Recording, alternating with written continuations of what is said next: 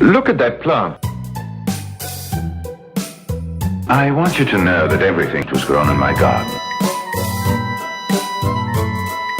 Don't touch that plant! Is it poisonous? She'll become part of the plant. Hi, everyone, and welcome to Flower Power Garden Hour. I'm your host, Marlene, and this one is going to be a little bit different, but it's very useful. Trust me.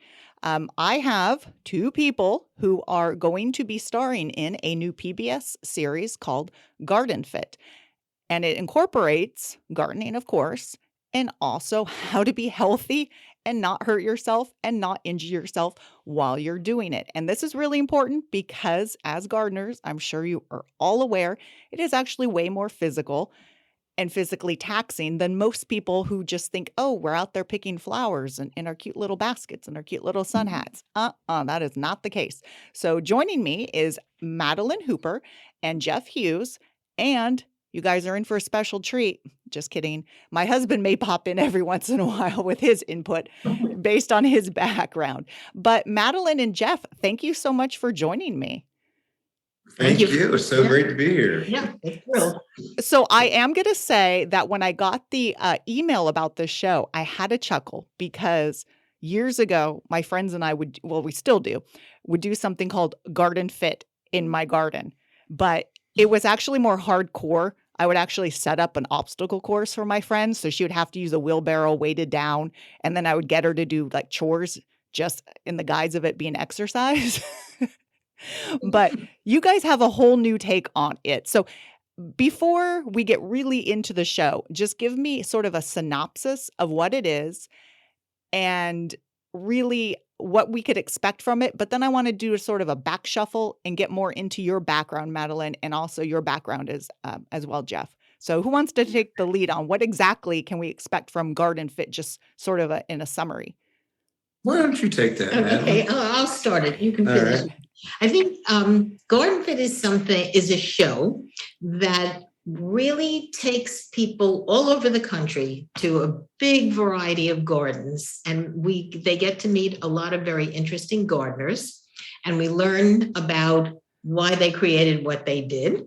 And then we get Jeff gets a chance to really work with them one-on-one and really find out and observe what's going on with their bodies and what their particular aches and pains are. And he has a special method and techniques to help fix them.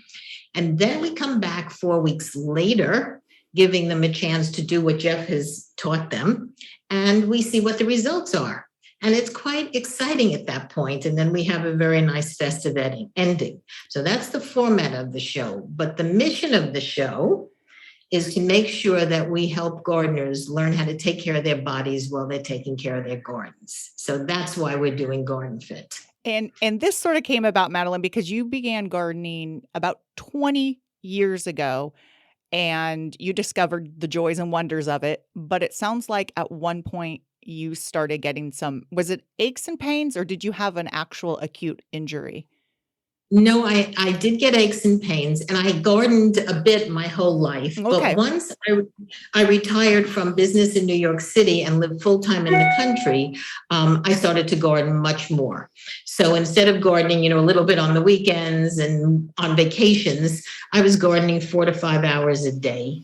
And that did create a lot of new aches and pains. And that's what got me to thinking, I better do something about that, because I certainly didn't want to give up my gardening. So people, I read your bio, and I'm always amazed by people who live in New York because it seems so foreign to me. I've never been. But also you had a really high pressure career. I mean, you did. Yeah, you did some serious PR work, and you were really in the middle of this sort of power of the 80s and 90s. I'm sure that came with a lot of like aches and pains as well, but probably a little different than gardening. Very different from gardening because it wasn't quite as physical, to say the least. But I think I was very lucky. I really loved my clients and I loved what I did. And even though, of course, there's pressure with every single job, I really enjoyed my work. I mean, I was happy to stop doing it and move into a country environment because I've lived in New York pretty much most of my life. So that was a nice opportunity. But I kind of don't, I'm sure I was more stressed than I'm saying, but it was really a wonderful career. Well, that's good that maybe all the bad stuff you sort of forget. Like there's a lot of times you're like, oh, I don't remember the bad stuff, just the good stuff. But think you're right. yeah, that obviously made you. So when did you said you were dabbling in gardening your whole entire life. And I always like to ask if people had their parents garden or their grandparents gardening were they first, or did you just sort of do it, like you said, when you could, and then when you retired, you just sort of went right into it? Because 4 to 5 hours a day of gardening, that's hardcore gardening. Yes, that was a lot. My father started me gardening when I was a young girl, like about 5. The first thing I ever did in a garden was watch him, and probably he let me help him a bit, plant tulips in the fall. And I was just amazed that the spring came and all of a sudden there were flowers where those funny little bulbs were. So I think I was just so taken by nature and the ability for plants to generate themselves the way they do, not to mention trees, etc.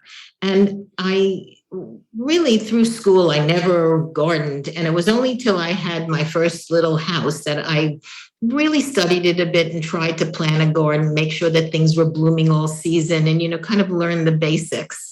And then had this opportunity to have a home in the country. We kind of live in the woods, and there was a lot of opportunity there. And I just loved it. And I had many friends that gardened, and I really pursued it. It became more than a hobby. It became a way of life for me. Yeah. Yeah, that's what gardening is. It's sort of, there's not this separate thing because you garden and you grow your own food, and that becomes it becomes your exercise, it becomes your stress relief.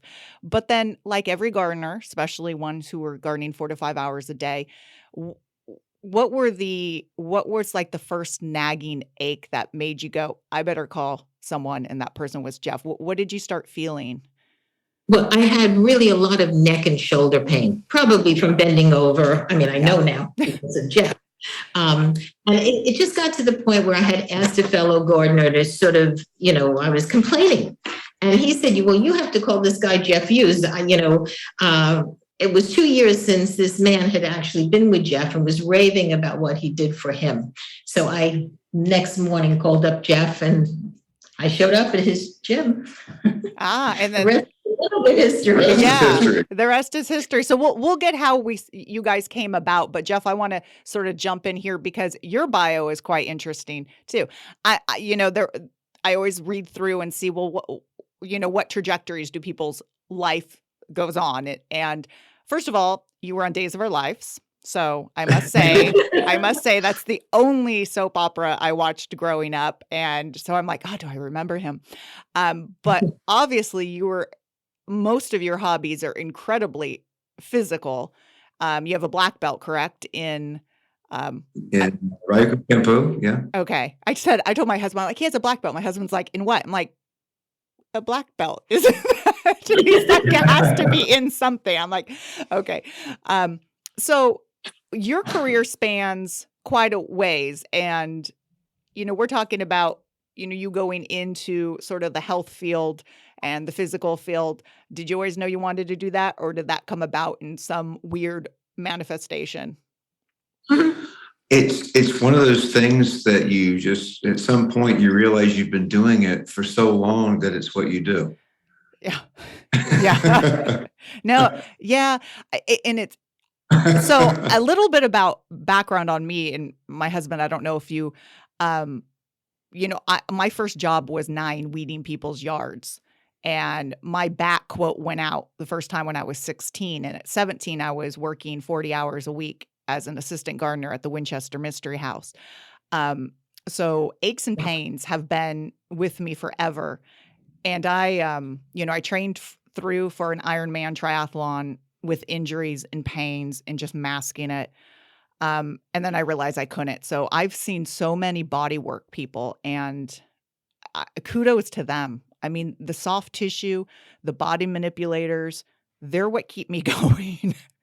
And my husband's background is, he in his past life, I always say, he actually went to the 2008 London Olympics as the biomechanics for the triathlon team. So he was the one That's giving him. really cool. Yeah. Wow. And his back, the orthopedic surgeon said they've never seen a back as bad as his, and said, we're fusing it right away. And he's like, you're not touching my back. So he believes in, Excellent body. choice. Yeah, exactly. Body manipulation, just small, minute, muscle manipulation. So and I feel that that's sort of what you're keyed in on. Am I correct? Yeah. There are so many people that are much more educated in it than me, but that's really where a lot of my expertise comes from. I'm kind of a natural fixer, and then, as you read in my bio, I'm very active, and being very active with a lot of sports and a lot of just different activities, I have managed to fall down and run into things myself and injure myself. And between that and training people for 37 years and dealing with their injuries, what I really got was the benefit of those people you were just talking about. When clients would come to me, I would ask them to give me permission to talk to their physical therapist or their surgeon or their whoever they've been seeing, their chiropractor. And the physical therapists and the chiropractors and so forth, whoever it was, whoever it was, basically, they were thrilled that I cared enough to get in touch with them. Mm-hmm. And they would tell me what they're doing. And I would take what they were doing with these folks and at home with my clients. And I would take that homework and turn it into their workout. And slowly but surely over the decades, I started developing workout programs that were basically therapy based, so that you're getting the benefit of building muscle and getting faster and stronger and more flexible and all that. But at the same time, the basics of it are to heal you, not to injure you. Yeah. So when people come to me with aches and pains, it's kind of simple for me. It's like a puzzle. It just makes sense to me how I can help them. So when Madeline came to you, first of all, have you seen many gardeners or people saying their injuries came from gardening? And when you met her, were you able to sort of like pinpoint exactly, okay, this is what you're doing wrong? Is that sort of just instinctual? You were like, let's see how you're moving, I imagine. Yeah. And yeah, I've when you ask that question about gardeners, I think a lot of the people, especially in the last couple of years, there are so many people from all walks of life that garden. I think probably 80% of the people I've trained in my life were in some form or fashion were gardeners. Oh, wow. Okay. Whether they had a bunch of flowers on their front porch or an actual farm. Mm-hmm. They've all experienced digging and propagating and all whatever it is there is to do. Especially just anybody that owns a home or maintains their own home. They're out there with shears and they're trimming their hedges and trying to clean things up and always planting. So I think everybody, to some degree, spends their weekend, if nothing else, doing something like that is like gardening. Mm-hmm. And they're gonna have those aches and pains. They're bending over. They are crouching down. And the biggest mistake people make is, and I'm sure that that Joe understands this too from his working with athletes.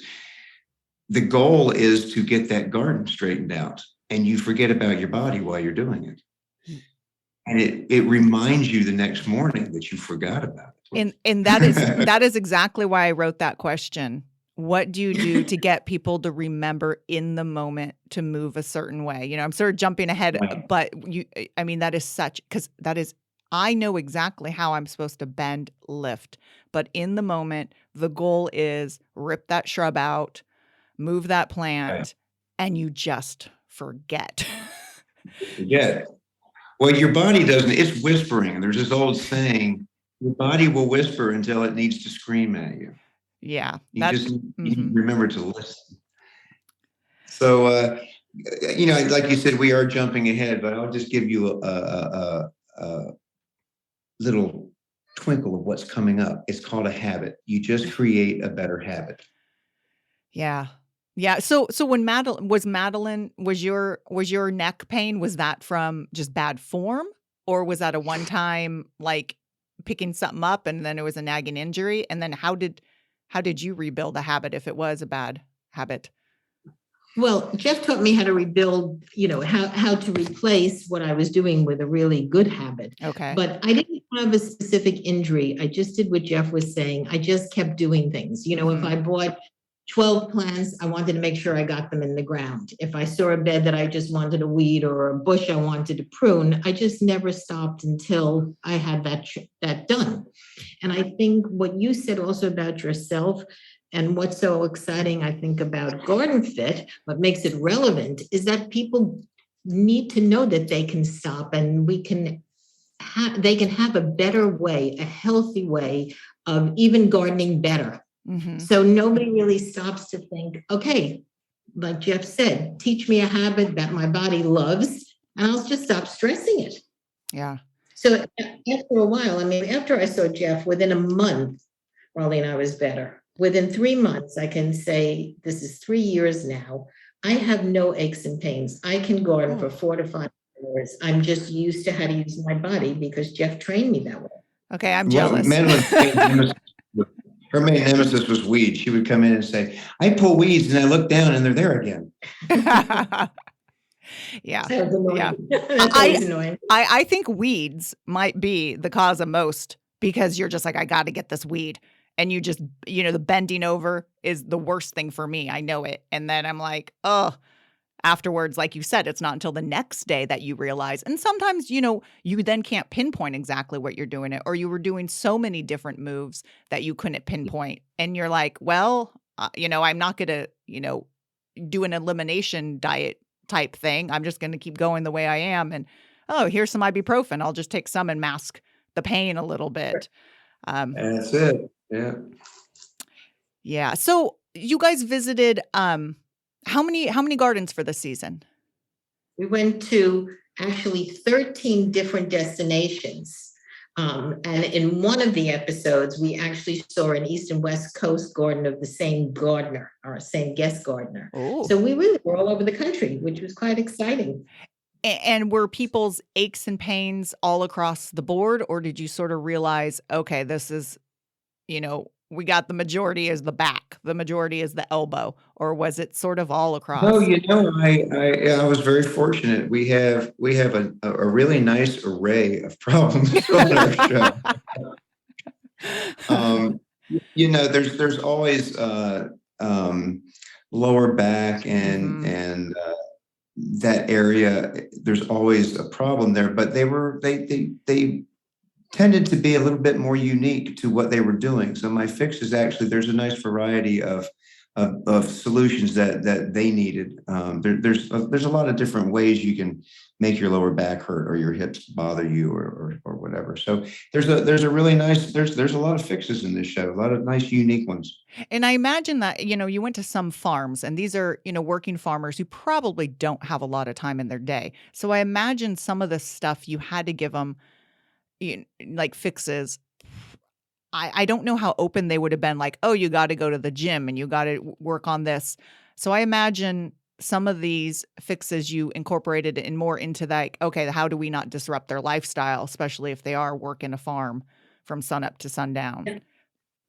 I think that's what's so special about how Jeff goes about really teaching people the techniques that will make their body really feel better, because he gives them things that they actually can do and can do in their garden. Okay. And he doesn't use, you don't need to have apparatus. You just need to use your body correctly. And he should really describe that in detail. But I must say, I just watched people listen to Jeff, and actually they were smiling. They couldn't wait to do what he told them to do. And I think that that's a big difference, between saying, go to the gym and lift these weights, 10 times and then increase the weight. Yeah. Compared to what Jeff really, his methods are really much more specific. Got it. And long lasting, I might add. And that's sort of what I meant by sort of like the nuances of the muscle, where here it just sounds like you're, okay, we're not going to, disrupt your life too much. we're just going to change what like you said, the bad habit is into a better habit. Well, that's it. Yeah, that's it. You can't disrupt their life because you know what's going to happen. They're not going to do it. Exactly. What's one trick though? Because I mean, that you do tell people, how do you train that bad habit? Because like in the moment, so just getting back to that, I'm sure. Yeah, go ahead. What was your No, I'm just wondering how long it took, because you went back after 4 weeks, and did people say, wow, it took me, you just had to show me and it clicked in my head, or the pain was the reminder because then I went to this motion and it was painful, or Mhm. were they like, oh, I only got it like 2 days ago because you're like me, I have ADHD and I can't focus on anything.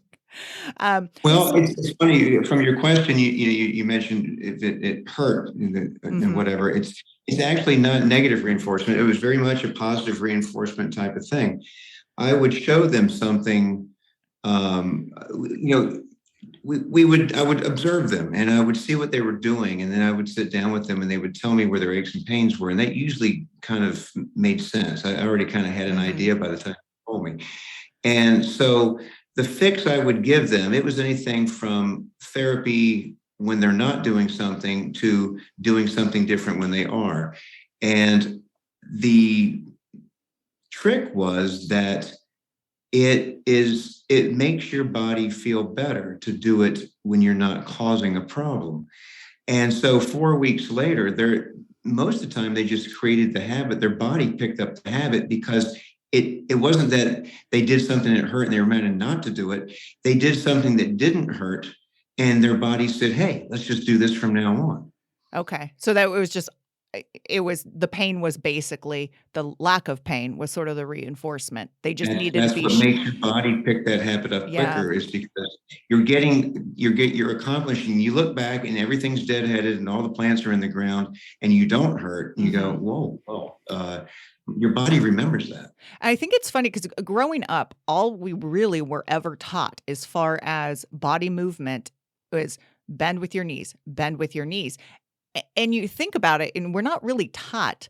Like for me, it's not even actually the lifting of, it's the bending or the reaching out to pick something heavy up. But it's just funny how we are not really taught body mechanics growing up.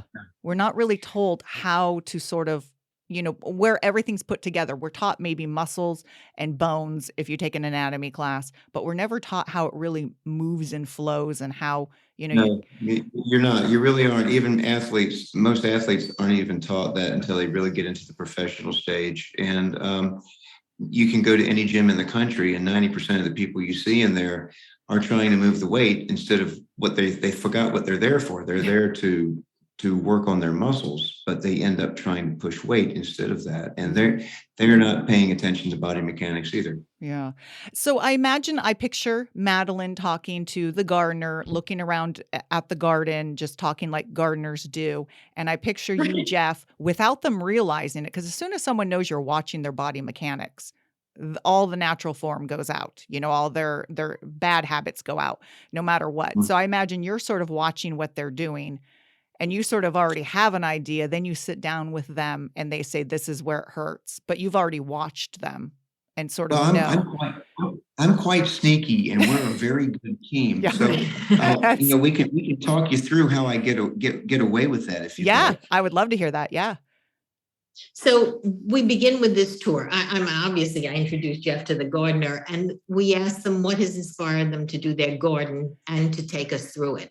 And I think as they talk about what they have done, what existed before they put in their garden, what they love about how they've designed their garden, I think Jeff really starts to observe them. Well, they're showing us their environment, and they're all excited to show us. And so they're not paying attention to me, and I am observing how they walk, if they limp, when they bend down to show me something, if they go, if their legs turned out, if they got a wanky foot, all that kind of stuff, if they favor one shoulder, that sort of thing. So I get to observe them in their environment.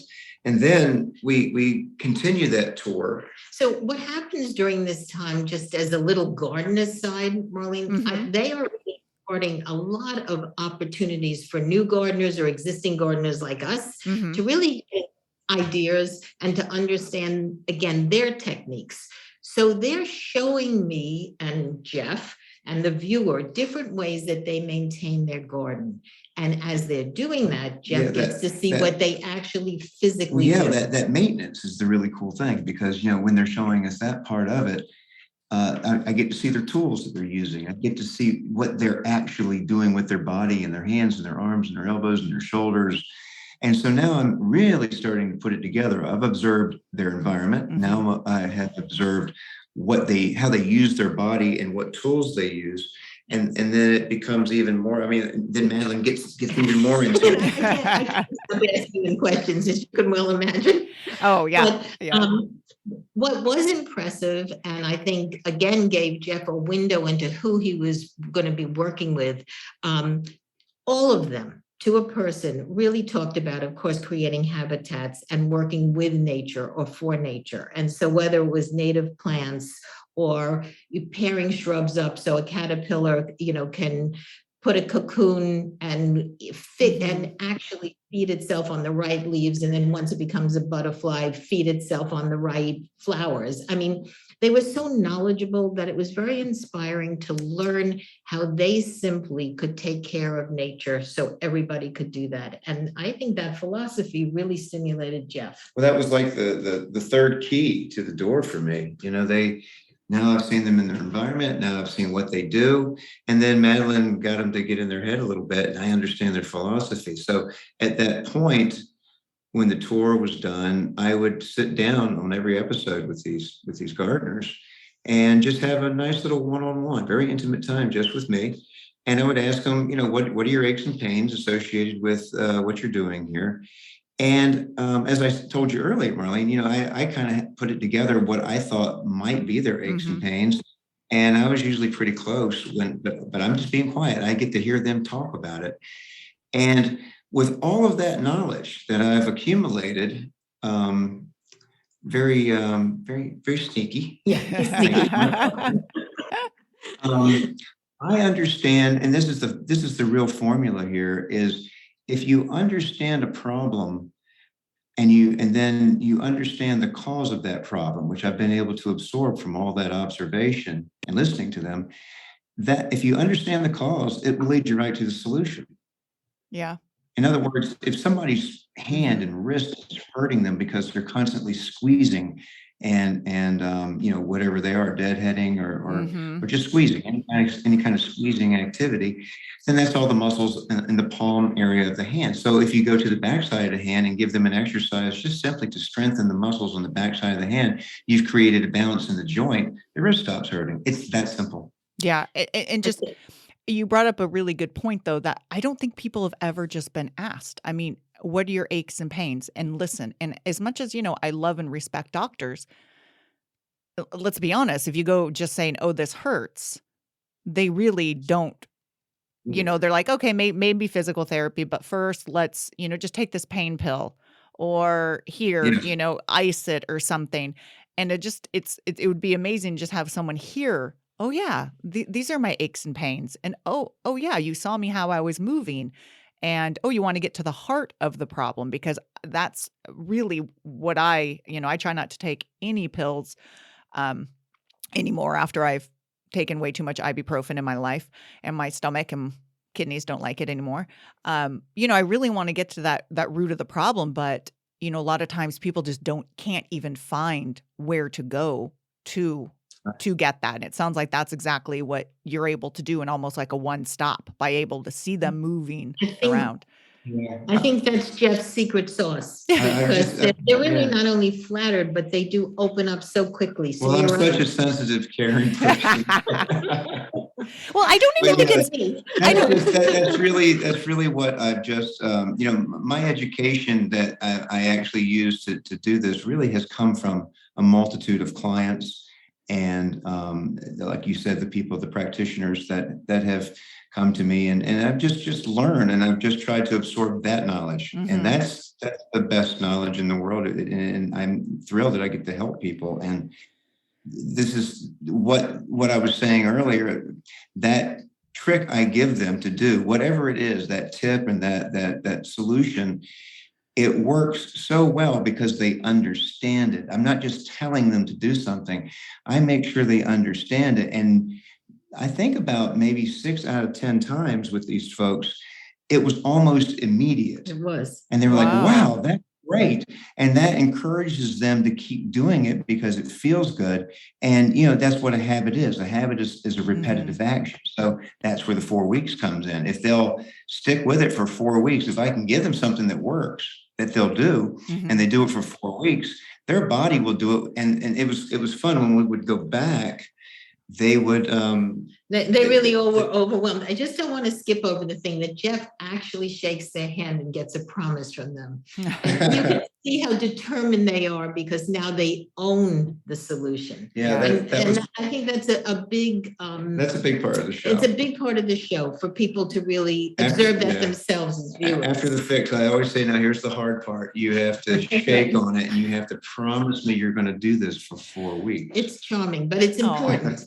Well, Sorry. I think it's probably pretty. So it's when you're told, oh, you just need to do something so you feel better. There's that. But when you are worried you may lose your passion and hobby, there's that incentive because if these people are going down the road of, wow, if this continues, I'm going to only be able to garden every other day, or I'm only going to be able to garden for an hour. And a gardener wants to be in their garden. And not only do they want to be in their garden, if you let your garden go a little bit, it's then X number extra hours to try to rein it in. So, because those harder weeds, and longer. Yes, Right. Yes, because then you have everything's overgrown and all the weeds have popped up. So I like to think that it's not just someone being told, well, it's for your health.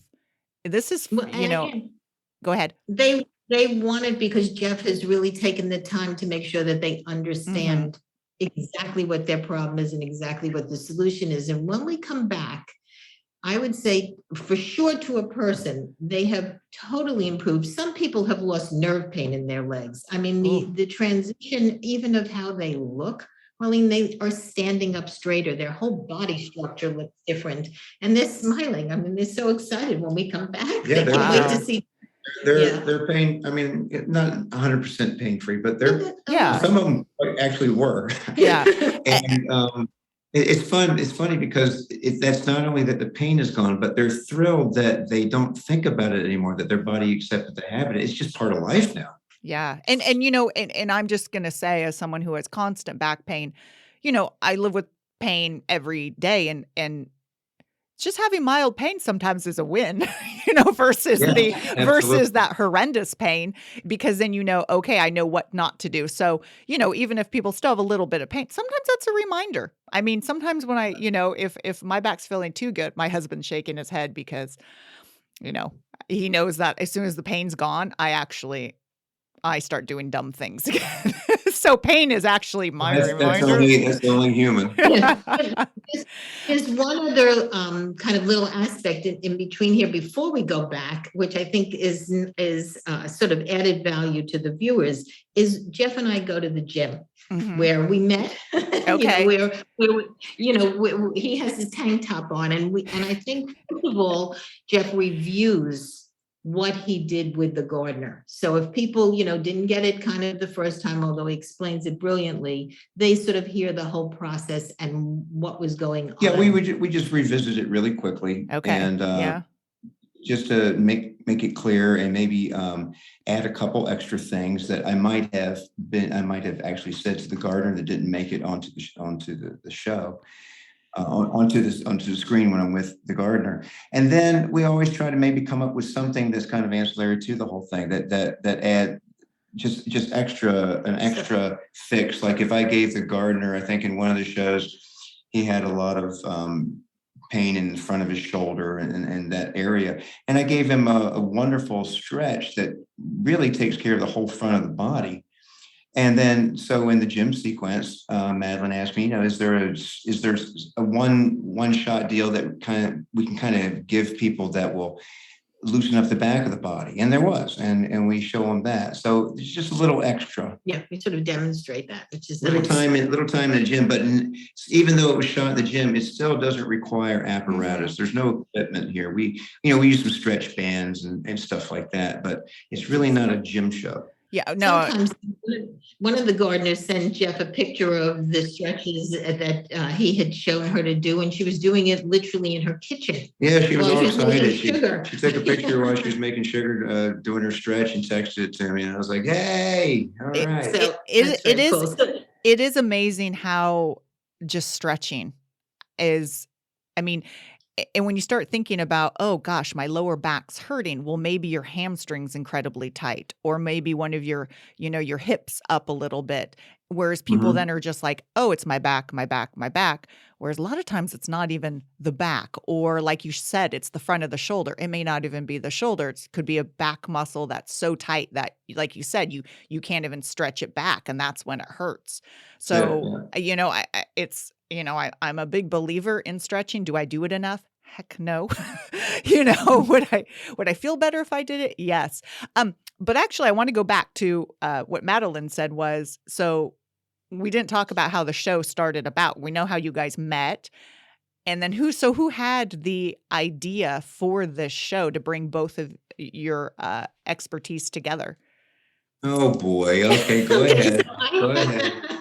I had the idea because I was so thrilled that I really now could garden without these aches and pains. And I kept telling Jeff that I thought that every gardener needs to know this. I mean, I was so excited. You know how generous gardeners are. If you were here, I'd give you a plant. So I felt that this was something. Yeah, I was like, yeah, whatever. Do your push-up. So he would tease me, right? And then finally, I think I was a little persistent, and Jeff became more open. And then together, really, She was relentless. And then finally, we just figured, all right, how can we present this? Is this a book? Is this a video? What is this? And it just made sense after we really started putting the idea together that, yeah, it's a TV show. It's a series. Yeah. And we got really excited about that. And so then when Jeff came up with the name GardenFit, and the second he said that, I knew we were going to do that. Oh, That was really the first moment where I felt that we had found our starting place. It seemed simple to me. I was like, okay, GardenFit. She's like, you're a genius. So excited. And then Madeline, you got to do the fun part. And how did picking the gardens come about? Because that's where I would be like, ooh, this is exciting. What gardens do I get to visit? It was so exciting and so much fun. So, of course, we had criteria. I mean, I really wanted to visit people who really gardened and really, started a garden. So these weren't people, I mean, not that some of them might have had, somebody come in and mow or, with a backhoe, but they had to be real gardeners. We absolutely wanted to be a destination show in that we showed, desert gardens and lush gardens and everything in between. So besides showing the different climates and the soils and the areas of the country and how you would garden differently and maintain your garden differently in those locations, we really wanted to show a big variety of styles. So that's why we had some specialty farms. We certainly went from desert gardens to English style lush gardens. We have a Japanese garden, a topiary forest, a fellow jungle in Miami. I saw that. Miami. Yeah. So I think that part was so exciting. But the thing also that happened was I got to these people because some of them I knew, Marlene, some of them were recommended. Many of them I had gathered their books and read about them and emailed them. And in every single case, once we connected and I actually started to explain what the show was about and how it would run and what Jeff was going to do, literally the next thing they would say is, can you come tomorrow? Nobody turned us down. It was really a unanimous, open arms and carried out through every single visit. I think we really met people that were extraordinary and open. Welcomed us. Yeah. And that's part of what makes the show effective and really nice to watch. It's just wonderful relationships that we were able to kind of make with them. Well, and I think that's what's amazing about gardening is just what you mentioned, how many different gardens. I mean, a topiary garden, that's so fun. so foreign for what I would ever do. I mean, if someone said, "Oh, you garden, do you topiaries?" I'm like, no, because that's almost an artistic, it incorporates, pruning to the utmost degree of artistry. And then, in Miami, a tropical, that's, what I work at in a greenhouse at work where I'm at. So it's just, that's the thing is gardening. It's sort of just, it's endless of what gardens could look like. And Yes, it is. what is your sort of like expertise or your favorite, I guess, type of gardening? Because, there's some people who are like, oh, I only grow things I could eat, or, Right. oh, I only do house plants, or I only do succulents. And, I'm all across the board because I'm like, oh, I just love plants. But was there one particular type of garden that you liked more? Is there one type of garden that, like, how would you explain your garden? Okay, well, I think my garden is much more of a natural garden because, again, it's not a formal garden. Mm-hmm. So I'm just like you. I love all types of gardening. And of course, I have a vegetable garden because one wants to eat what you grow, and that's a real pleasure in life. But I'm really quite interested in plant combinations and pruning. And I love the way plants go together and join each other and make colonies of excitement to look at. So I really don't have a favorite part of my garden. Okay. I love being in it because, as you suggested earlier, not only is it a peaceful place for me, it really feeds me with how beautiful it is all the time, whether I'm in the house looking out or I'm in the garden. So I feel really privileged to have that around me. Yeah. I wish I had a favorite. I'm running around deciding, should I, harvest the beans or, Yeah. Deadhead. Yeah. When It's people like, come to work, they're like, what's your favorite plant in here? I'm like, you mean today? What's my favorite one of the day? Because, Yeah. I can't tell. It's just, you guys are both back east though, right? yes. Okay. So I'm out in the West Coast. You guys did visit a garden in California? Three. Three in California. Okay. Was it Southern California, NorCal, or do you Yes. remember the towns? We were in Kelseyville up in Northern California at a saffron Oh, farm. wow. Right, that Oh, you was up in the saffron farm. That's so And funny. you know what, Mark? It's been They, plenty. Yeah. they taught us how to harvest saffron. Oh, they took us through everything. They taught us how to plant it. They taught us Everything. how to grow it. They That taught us was how to the- harvest it. They Oh, taught us how to.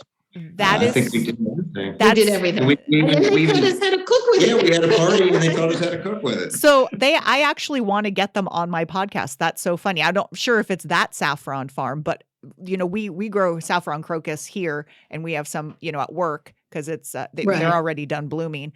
And yeah, it's the stigmas that you harvest. And someone's like, and I guess they were Exactly. in the newspaper recently, and I'm like, oh, I need them on my podcast to talk about saffron because that is They're wonderful. that's the highest priced spice because it's what three stigmas on Three one stigmas. flower. It's worth its weight in gold. Yeah. gold. Yeah, crazy. Madeline and Simon I think they have the largest saffron farm, or almost the largest saffron farm. Melinda and Simon, excuse me. And they are really wonderful. You would really enjoy them. Yeah. They're very special. It's Yeah. just such an oddball crop that you don't think about growing saffron, but it comes from somewhere. So, and yeah, Kelseyville is, I think, a couple hours north of me. Do you Mhm. remember where else in California you went? Sorry. Oh, yeah. Of course, I'm from California, so I'm going to be California centric. And then we went to Santa Barbara. Oh gosh. Well, We saw yeah. a wonderful dry garden there that was Yeah. spectacular, only overlooking the Pacific. I mean, the views, forget the garden, which was stunning. The views were spectacular. They would have So had it it. I think I would have had it been hauled away. I'd be like, nope, I'm just going to live in your garden right here because Santa Barbara has like the best climate. You would love this place. Oh, it was Oh. On a bluff fabulous. side. It's Yeah. gorgeous. Santa Barbara, perfect climate to pretty much garden anywhere. And the last place was our youngest gardener, who Yeah, was we were 30. Down Uh-huh. in San Diego at a vegetarian's vegetable garden emporium. Paradise. He just had some really cool ideas. He had hedges that you could eat. He had a Fun. hedge of rosemary, literally around a horse rink. Oh, wow. That was, and just looking around it, of course, the smell was ridiculous. Well, Yeah. just out the front door, he had Yeah. what was that I was eating? It was Spinach. He spinach. had different Madeline- varieties of spinach. And it was a hedge. It was like, He was replacing every single shrub around this house that he bought to be edible. And he, instead of, like how I'm sure you do a variety of tomatoes, he had like a forest of tomatoes. He probably grew 20 different squashes. Wow. And because like Jeff said, he was a vegetarian. His big goal was to eat a different meal every night. And he just planted a big he met that goal. Yeah. He also cooked for us. That was fabulous. Yeah, and he cooked for us, and it was very fabulous. He did a great job. Well, San Diego, also, I grew up in San Diego, so that has really nice climate too. Oh, wow. Yeah, really nice. Jeff, does any of this make you want to garden? Sorry. Not to put you on the hot seat. I mean, we sort of skirted around that. The woman sitting next to me. I grew up, my grandparents had a garden and they had a farm, and I grew up eating tomatoes out in the field, and I learned how to eat strawberries in the garden. I'm terrible at pick your own because I never have anything to buy. I ate it all. Yeah. But my father had a garden when I was growing up. He always worked in it, and I dabbled. I moved around a lot, so I lived in apartments most of my adult life until I finally settled down and bought a house. So I always had patios with flowers and plants and so forth. And then when I bought a house, I had a garden. And then the second house, I had a garden. I'm there now. And I like gardening. I wasn't as versed in it. I learned a lot of big words doing this show. It was hysterical. Oh my gosh. And somebody would say, well, it's so floriferous, and Jeff's ears would all of a sudden he started to learn about variegated I leaves. learned floriferous and variegated. I felt very educated doing this show. So it was fun. Yeah. But I mean, I think he really, you can't watch this show and go to these gardens and not want to be in a garden or learn about gardens. I mean, it's just infectious. I'll tell you the funniest thing that happened was we were standing around in between takes, and I found myself bending over and pulling weeds. What are you doing? What have you become? That was scary. I couldn't believe I was doing that in my spare time. I kept seeing it while we were shooting. I want to get that guy. So I told him how to bend, of course, Marlene. Yes, of course. He was doing proper bending techniques. Yes. So just a few things. As far as, like you mentioned, just a few things that gardeners can do to prevent, obviously bending right, but you mentioned something about, the hand stretches and the arm stretches. What are some common tips that you give people, do you think, that help like the most? Or what do you see as the worst movement people do? Or just... Okay, so the most common fix I've given people, and there's a variety of solutions that were attached to this, but the most common fix was to just spread your feet. Oh. I've seen so many people bend over with their feet next to each other where their knees go out. And that means the off balance weight of your body goes right to your knees instead of into your hips. I've seen people just bend down and go all the way to the ground, and they did it with their feet close together. And it just makes it bypasses the hips. It either goes to your lower back or it goes to your knees. And if you simply just spread your feet and you're a gym person. So when you do a squat, what do? You spread your feet. You don't do a squat with your feet next to each other. Yeah. So because you want your hips are designed to take all that power. It's the most muscle dense part of your body. The hip is a multi-directional joint. So it's very safe to use for that. So the biggest tip I can give anybody just to save your knees and your back, general tip that is just spread your feet apart and try to work it from there. Wow. Yeah. I mean, that's a simple, basic one that I must say I don't do.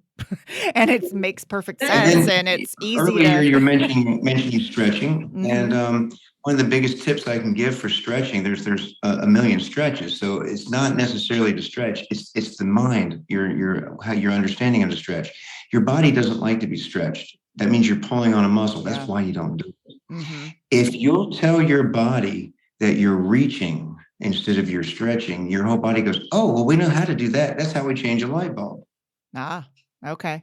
Yeah. And we enjoy that. Yeah. I could see that, So just changing a little bit of the mindset, because stretching can hurt. just change the command from the brain, reach, and your body will start going, oh, we get it now. It's not just one part of the body. Everybody's going to do this. And it's what a yawn is. It's just it's an enjoyable stretch. Okay. Yeah. I mean, those are great tips. So I imagine I imagine the show is just full of things like that, where people who are even watching it go, oh yeah, I don't do that. Oh, I should do that. Yeah. I don't do that. Yeah. But I mean, I'm super excited to see the gardens because, I'm a gardener. That's what I want to see. But I also want to get it, past people, because I imagine there are people who are just going to be, turning this TV show on, and they may not be gardeners, but they love beauty. So they're going to see the garden. And I hope it also sets the mind that, gardening is so good for you, but it is so physical that when I got my 10 acres, that's when I stopped doing triathlons, because my body, I was so tired working on 10 acres that I didn't have the energy to go out and run, bike, and swim anymore. Now I'm trying to, do a happy medium, but it is so, you see how long gardeners live. You see how long they're out in their garden, but it can be pretty taxing on the body, especially if you do bad habits. So, So, just to add into what you're saying, our favorite thing is that being garden fit is the best garden tool. If you have your body working right, you can really work better in your garden. It's such common sense, which is what Jeff really imparts. And people just need to just take one moment and think about that, and they'll enjoy gardening even more and live even longer. Yeah. No, yeah, I think it's great. I think the combination just sounds so perfect. If anyone garden sounds perfect, you get to see beautiful gardens, but then you also get to learn how your body, it works and how to tweak it so it's happy. And like you said, so you could garden much longer. So it's coming out March 21st on all PBS networks. Cross? Well, actually, each city's public broadcasting stations kind of program at different times and Okay. on different days. So I think people can look at their local listings, but it will start streaming on pbs.org Okay. on March 21st. And you can go to our website, gardenfit.fit, and we will list every place that's showing our episodes each week. Okay. So there are 3 places people can go. And is there other social media you guys want to tag, or do you guys have a TikTok? Just kidding. We don't have a TikTok, but we do have an Instagram Okay. at GardenFit, and we're we're on YouTube and Facebook. It's just simply GardenFit. Okay. But I think that central information is coming out of our website, I think. But people should go where they like to go. Yeah, and that's gardenfit.fit. Oh, I like it. GardenFit.fit. Yeah. Okay. And I imagine you guys are going to be filming. Oh, I see. Yeah. Yep. I see the trailer. Joe's holding it up right there on. Yeah. Yeah. So you guys are going to be filming at least 2 more seasons. You already We're have in the all works. done. You're all done. Okay. Season 1 is in the can. And Season ready 1. to. Yeah. But you guys are going to be back Yeah. for more than one season. Sounds Oh, yeah. like. Yeah. That's the plan, Mom. And so, when did you guys do most of the filming for this? Was Pretty it much over the past 5 months? June through November. I okay? think. Yeah, that's what I was thinking. I'm like, you gotta do it during prime, like garden season. So yeah, that's a lot of work. A lot of that timing, especially that November timing, was because the you have crocuses. Yeah, we wanted to get Yeah. We didn't harvest those until late October. to yeah, So we had to plan around. A lot of it, the planning was around The gardens. our return visit to them had to be 4 weeks later into late October, early Yeah. November. wow. So you guys, We did a lot of traveling. you did a We're good at lot that. of traveling. Wow, because then you Yeah. went to a place, then you had to come back 4 weeks and then go back. Exactly. Yeah, replaced twice. Yeah. Wow. It was fun. Yeah. The thing was we had a great crew. We had a really great crew, and you mentioned how beautiful it is to see the farms. Mm-hmm. Our show is gorgeous. They shot this thing, and it's just gorgeous. We had drone shots. The one episode we were just talking about in Kelseyville with Peace and Plenty Farm. It's beautiful. Yeah. Yeah. So you can just turn the volume off and watch the show. Well, no, we got to hear your tips. I mean, Or join You need the- to hear Yeah. his methods. yeah, and I guess I need to reiterate because it sounds like there's obviously a lot of garden tips too given because it is a garden fit absolutely. show. So for people who are like, I feel fine, but one, gardeners want to see beautiful gardens, and all gardeners learn. It's a nonstop learning hobby. I mean, I always say if I knew everything, half the fun would be gone because it's always You're right. learning. Mm-hmm. So I think the nice thing is that the balance between the tour and listening to these gardeners and seeing what they do, the whole thing is not only a tip, they all kind of made their own rules. Yeah. Marlene, I'm sure you do, as every gardener does, whether it was parterre, that's a typical traditional feature in an English or French garden. People put them on slopes and decided that they liked the way that looked. I think that people will get permission to enjoy creating their own gardens besides wonderful tips. But it's more inspirational, and I think makes people have better eyes and ways of looking at gardens. Yeah, for sure. I mean, it sounds like the possibilities are endless with some of these gardens. I mean, like, once again, just topiary to saffron to succulents to tropicals. I mean, that's sort of like, that's pretty diverse right there. It is. Yeah. You keep mentioning topiary. I think you secretly want to have a topiary. I think it's because I've always, I'm amazed by, artists, and it's something that so incorporates both, but I think it's also so whimsical. I mean, even non-gardeners, non-plant people. Wait till you see this episode. It's one of the most fun ones. Yeah, we've got. It's funny. You can't It's great. not smile when you see a topiary. I mean, It's like going to a garden circus. yeah, exactly. And there's not too many of them around. So that's why I think I'm excited to see that, because it's like, oh, you may see one little topiary. Like when you go to Disneyland, you expect it. But yeah, but you're right. I secretly do. So I better get going on growing my giant shrubs. You have to let that boxwood grow. Yeah, exactly. Yeah, it smells like cat pee. That's why I hate boxwoods. They smell like cat pee. Well, I don't want to keep you guys longer. This was a lot of fun. I think people are really going to enjoy it because like what, we all went through what they're going to enjoy about it. But so GardenFit.fit, March 21st, it slowly is going to come out, but check the website to see when it is out. And it's also streaming, which is great because, people, if they can't catch it on TV, they could catch it streaming. And you're at pretty much all this. Yeah, all the social media on at GardenFit.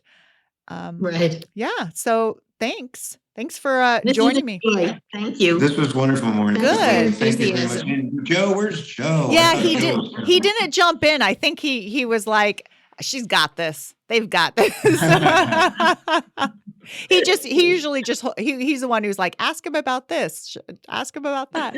So he keeps me on point and focused. So, all right, everyone, until next time, happy gardening. Thank you. Happy gardening to you. Happy gardening. Enjoy your Thanks, garden. guys.